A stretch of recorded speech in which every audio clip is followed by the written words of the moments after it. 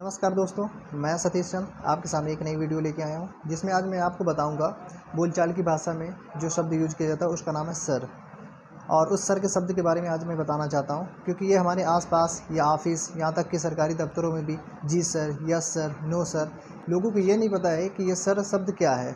Sir शब्द के मैं बारे में बताना चाहता हूँ आपको कि ये जो सर शब्द है ये इंग्लैंड में एक पदवी हुआ करती थी। इंग्लैंड में एक पदवी थी और यूरोप परंपरा के अनुसार जो लोग ज़्यादा गुलाम बनाते थे उनको पदवी दी जाती थी सर की। मतलब आप जितने ज़्यादा गुलाम बनाएं, चाहे वो स्त्री के गुलाम बनाएं, चाहे महिला को, चाहे आप मतलब पुरुष है या जितने भी आपके जितने गुलाम होंगे आपको उतनी बड़ी पदवी दी जाती थी। जो यूरोप परंपरा ये पहले से ही चली आ रही थी और ये एक काला अध्याय भी कह सकते हैं यूरोप वाले के लिए, जो वो नहीं मिटा सकते।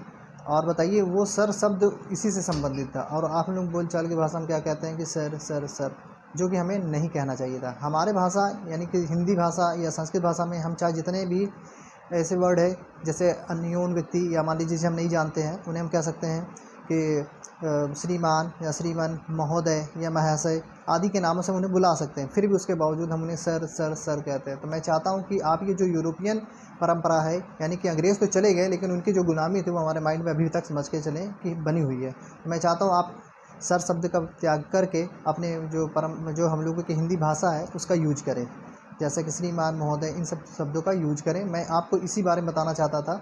ये जो सर शब्द है बहुत अपमानित तरीके से महसूस होता है, क्योंकि बताइए आप किसी को गुलाम बनाएंगे तो सब सर कहेंगे, क्योंकि इसका जो इतिहास है वो इंग्लैंड और यूरोप से ही संबंधित है। मैं आपको यही निवेदन करता हूँ कि आप सर शब्द छोड़ के अपने देसी भाषा श्रीमान या श्रीमन या महोदय का से ही किसी को बुलाएं। नमस्कार।